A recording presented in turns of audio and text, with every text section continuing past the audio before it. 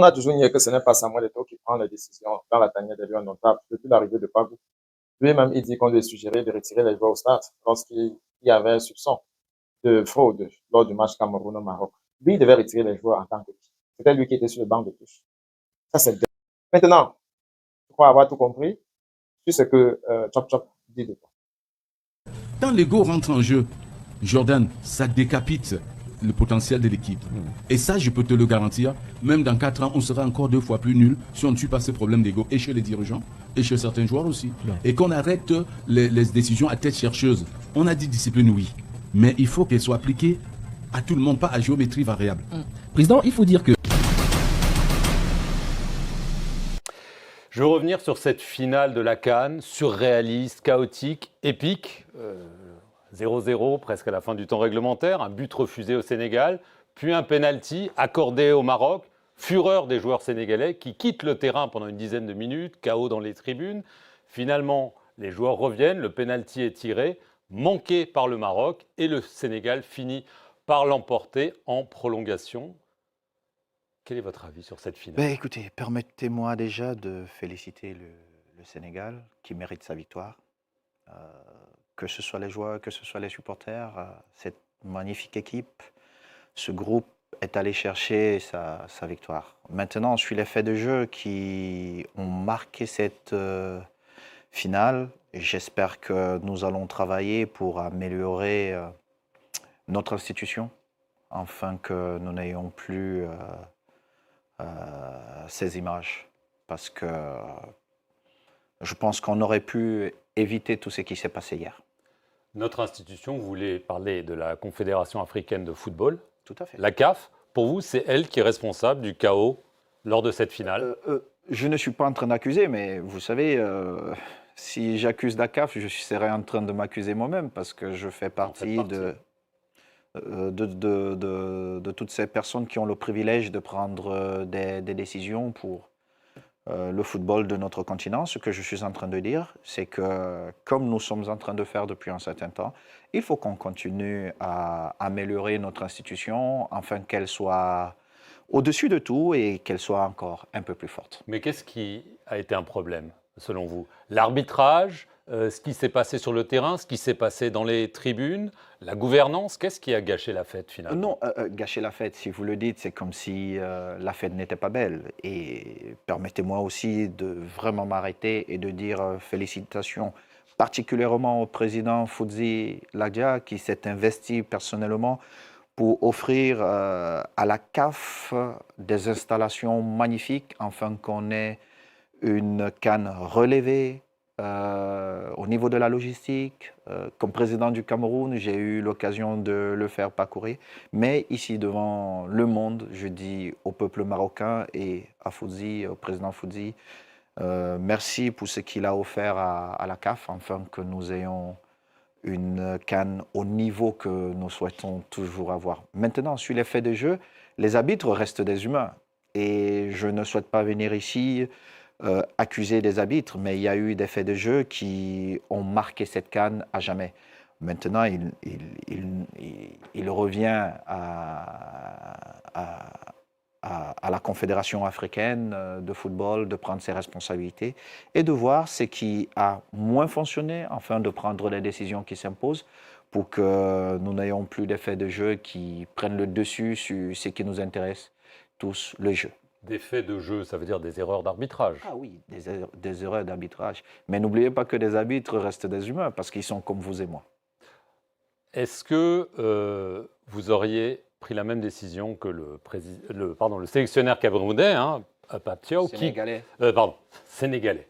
Est-ce que vous auriez pris la même décision que le sélectionneur sénégalais qui dit à ses joueurs, au moment du pénalty, on sort du terrain, et ils sortent du terrain pendant 10 minutes, sachant qu'ils auraient pu perdre le match sur tapis vert s'ils n'étaient pas revenus? Moi, j'ai été sanctionné à 4 matchs parce que j'ai refusé de prendre cette décision, parce que, vous savez, les émotions, parfois, ne sont pas contrôlables.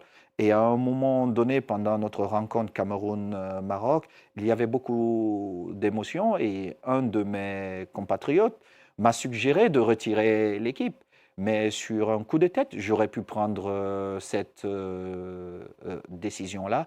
Je ne pense pas que je vais accuser le sélectionneur sénégalais.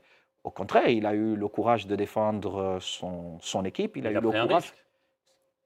Il faut prendre ces risques-là. Au final, le Sénégal gagne et c'est ce que je veux retenir. Maintenant, ceux qui sont chargés d'enquêter, de regarder ce qui n'a pas été, prendront leurs responsabilités, mais toujours est-il que il y a des émotions dans un match de football et il faut qu'on comprenne qu'il y a des émotions et tout faire pour que ces émotions ne débordent pas. Et tout faire, c'est quoi? C'est que nous avons peut-être la VAR. Ça ne nous coûte rien d'aller vérifier les faits de jeu et je pense que si à un moment donné, on vérifie les faits de jeu, nos émissions seront beaucoup mieux contrôlées. Est-ce que le capitaine sénégalais Sadio Mané, qu'on a vu rappeler les joueurs, n'a pas peut-être sauvé le Sénégal parce qu'ils ont fini par gagner, mais aussi redoré le blason parce que si on sort du terrain, ça aurait pu être très très grave pour le Sénégal. Sadio Mané, c'est l'un des plus grands champions de notre continent et vraiment mention spéciale à l'homme qu'il est. Et j'ai le privilège de l'avoir comme ami et je dis vraiment ce qu'il a fait pour amener ses coéquipiers vers la victoire finale est exceptionnel. Et j'espère qu'il gagnera un autre ballon d'or avec ce qu'il a fait. Et le geste qu'il fait hier, c'est un geste de grand leader. Mais je dis une fois de plus, on ne va pas accuser les autres parce qu'ils ont peut-être demandé à un moment donné aux joueurs de sortir du stade. Vous savez, quand vous êtes là, vous avez plusieurs émotions qui vous traversent l'esprit et parfois vous vous dites c'est injuste ce qui se passe. De l'autre côté, Samuel Eto'o dit qu'il ne peut pas jeter la faute sur la CAF parce qu'il fait partie de ces membres-là, toujours en train de politiser.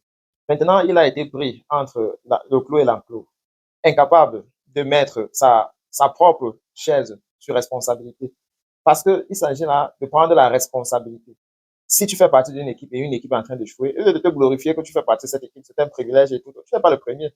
Il y a plusieurs Camerounais qui ont fait partie de cette équipe-là. Je dis beaucoup, certains moments ont été présents pendant plus de 27 ans. Il n'y a rien que tu es en train de faire à ce niveau-là qui puisse être un privilège ou alors du jamais fait. Donc, encore un problème d'ego, incapable de prendre la responsabilité.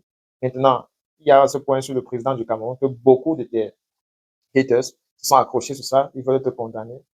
Que voilà, c'est un lapsus, c'est bien d'autres choses. Moi, je ne vois pas la chose pareille. C'est parce que tu es dans le self-glorification. Tu ne vois que toi et voilà, ça te plaît de marcher et de dire partout, tu es président d'une fédération. Voilà.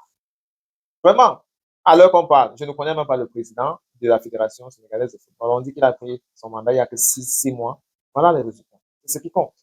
Pareil pour l'entraîneur, il n'y a pas assez longtemps, ils sont qualifiés. Champion à la Coupe d'Afrique des Nations, qualifiés pour la Coupe du Monde. Voilà. Vivement les résultats. Maintenant, aux dernières nouvelles, l'entraîneur du Sénégal a été suspendu. Je ne sais pas s'il y a des voies de recours. Et ça donne définitivement pour ceux qui se posaient encore la question de savoir quel est son sort. Maintenant, c'est un peu que tu appelles Sadio Mané ton ami. Parce qu'il savait que Sadio Mané ne s'est jamais laissé entraîner dans les discours de papa, d'enfants. Parce que si c'était un Camerounais, tu devais les appeler enfants. C'est un mot que moi, particulièrement, ça me bouche les narines, les oreilles et tout. Il faut du respect. Voilà. Et j'ai beaucoup aimé que tu puisses appeler Sadio Mané un ami. C'est parce que lui aussi ne se laisse pas traîner dans la boue. Je pense que pourtant, Aboubakar Vincent, tu peux mériter que tu les appelles tes amis et non les histoires de papa. Non, ça ne se passe pas comme ça. Éviter ça. Le Cameroun a du potentiel pour aller loin. Mais ce qui tue notre potentiel, une fois de plus, c'est l'ego. Il faut tuer l'ego dans le football camerounais. Et tout le monde, l'ego des deux côtés. Même les footballeurs doivent aussi taire leur ego. Et moi, je parle pas l'ego d'un côté. Il y a des footballeurs qui ont aussi un ego surdimensionné. Il faut leur dire, messieurs, stop. Quand vous venez en sélection, vous êtes là à la disposition de l'entraîneur. Vous faites le travail. Il n'y a pas un joueur au-dessus de l'autre. Quelle que soit votre surface salariale, vous êtes en sélection au même pied d'égalité. Et parce que l'ego, ça